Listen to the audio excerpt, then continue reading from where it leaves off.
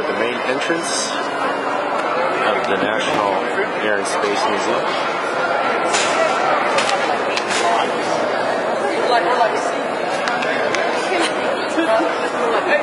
Here we've got a piece of moon rock. Here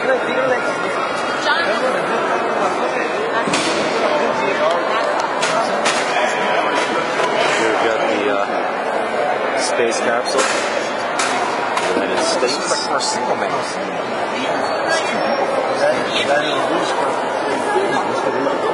see if we can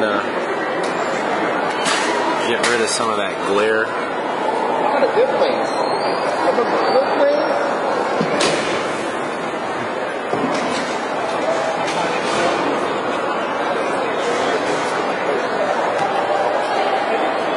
You can see the heat shield.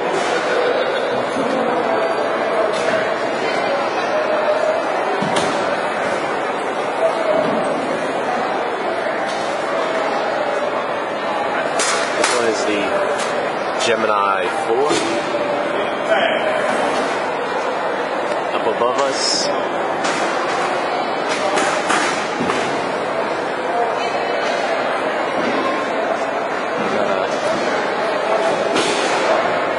what looks to be like an intercontinental ballistic missile.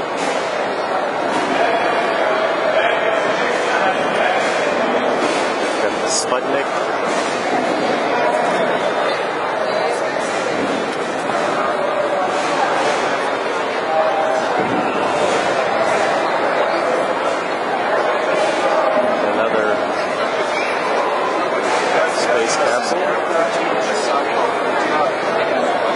You can see the heat shield, probably some sort of asbestos.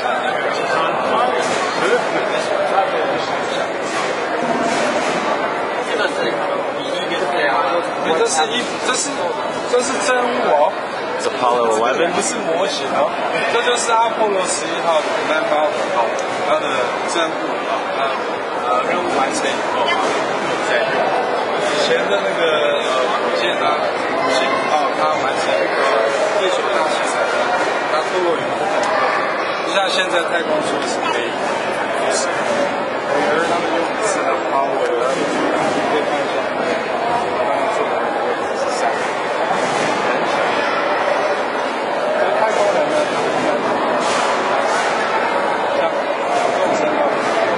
Satellite up there.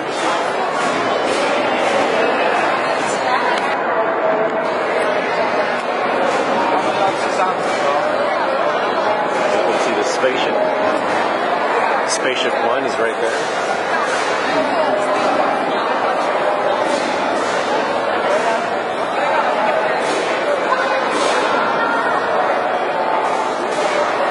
Next to it is the Bell that was flown by Chuck Yeager. I got a buddy. Okay. See you out there. Here you can see Bell X1.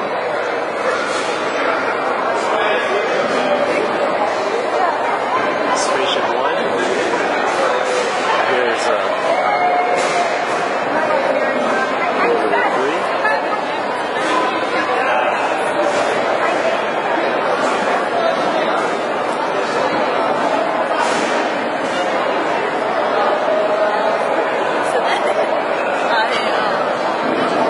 See if we can take a look inside here. It's too dark, you might not be able to, but we'll give it a shot.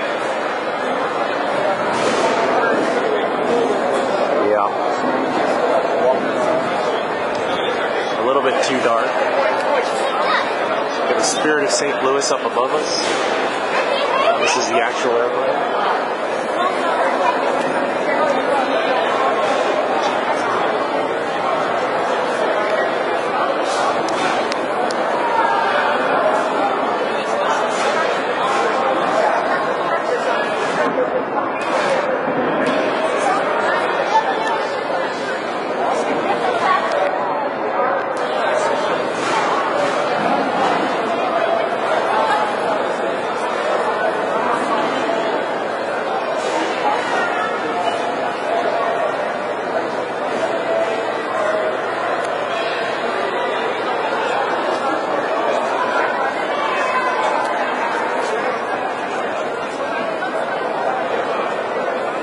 here we've got the Voyager, designed by Burt Bertan. This airplane flew non-stop around the world, and one of the key things of its design was the fractional weight of structural weight to fuel. It had a remarkable capacity to hold fuel for its structural weight, so it's very, very fuel efficient in that regard. You can see it's a very high aspect ratio weighing. It's almost a glider at this point, which is another reason why gliders are so awesome.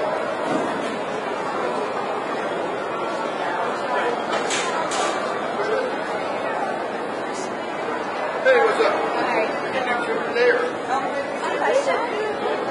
And there was actually Burt Bertan's brother and a woman, I believe, whose name is Jenna Yeager, flew this airplane. Of course, it wouldn't be a Burt Bertan airplane without some sort of front canards.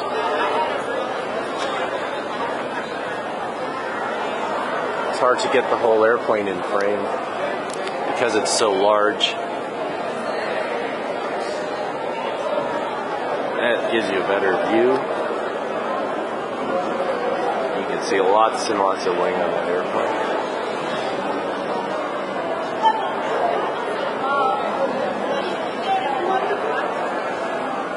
Here's the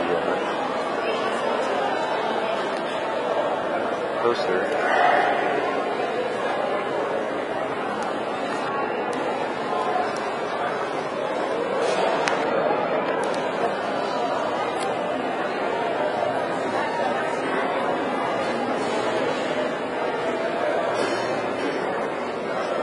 Modified Continental for that airplane.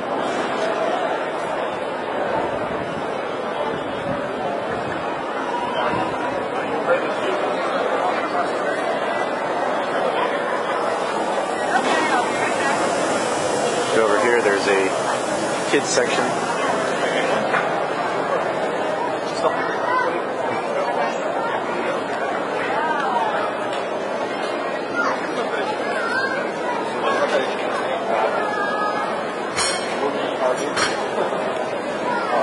You can see the fuselage of a Cessna 150.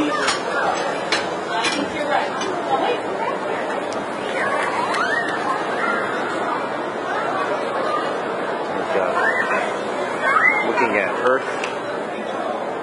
This is a space portion of the museum. See, we've got some satellites over here. And what's this? Oh, we have a U-2 spy plane. Another very high aspect ratio airplane. Essentially a glider. Of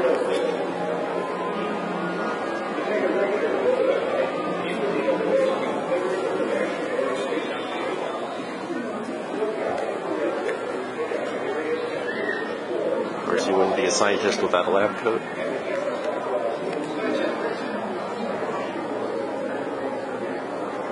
There's the U-2, also known as the Dragon Lady.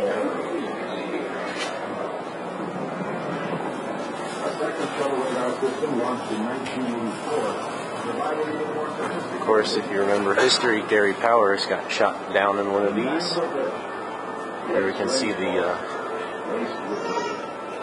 array of lenses for the various cameras and sensors under the belly of the airplane. Very big airplane.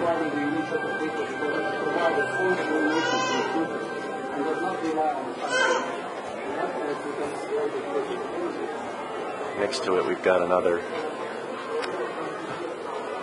older airplane. You can see the guys taking photographs with the camera by hand. And that gives you a juxtaposition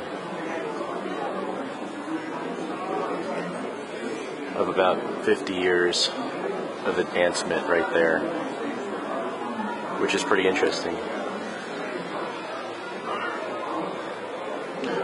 Over here we can see some of the cameras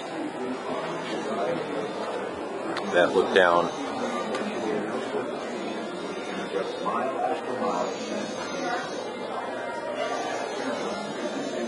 this is not what the shuttle radar sees when it passes over the center. This is the desert the radar sees. Ancient streams and riverbeds, prehistoric lakes and bays.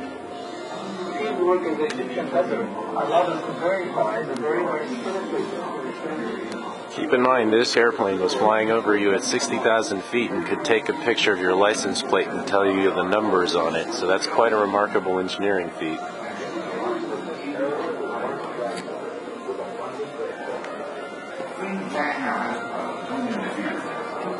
On its first flight in the summer of 1955.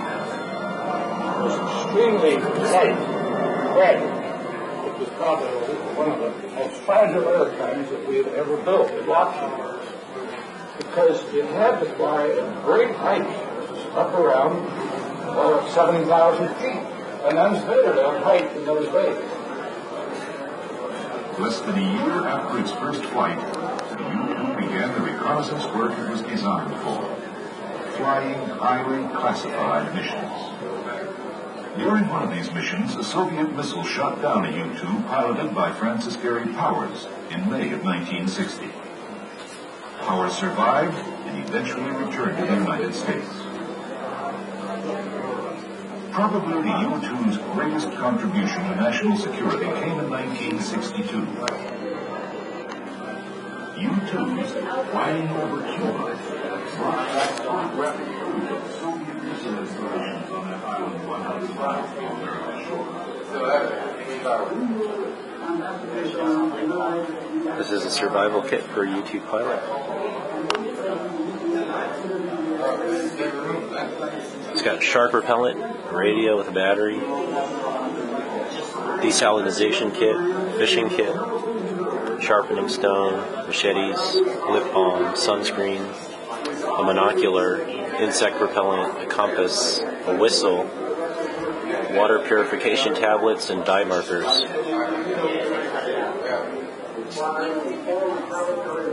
We've got a model of the SR-72.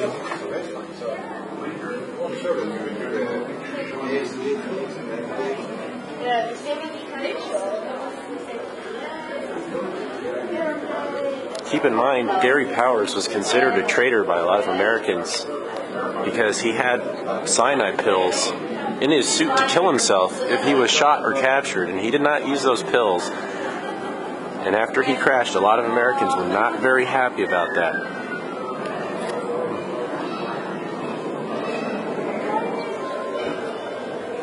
From the day of the space shuttle Columbia, a new line was on the Earth.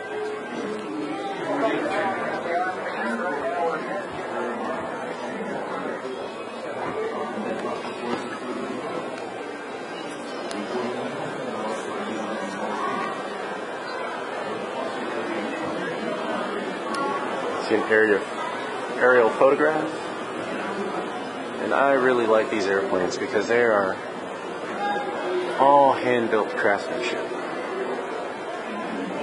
can almost touch it. In fact, I'm tall enough that I could. That's a nice airplane. And of course, we've got a balloon basket for taking photographs off of a balloon, which is one of the first reconnaissance missions.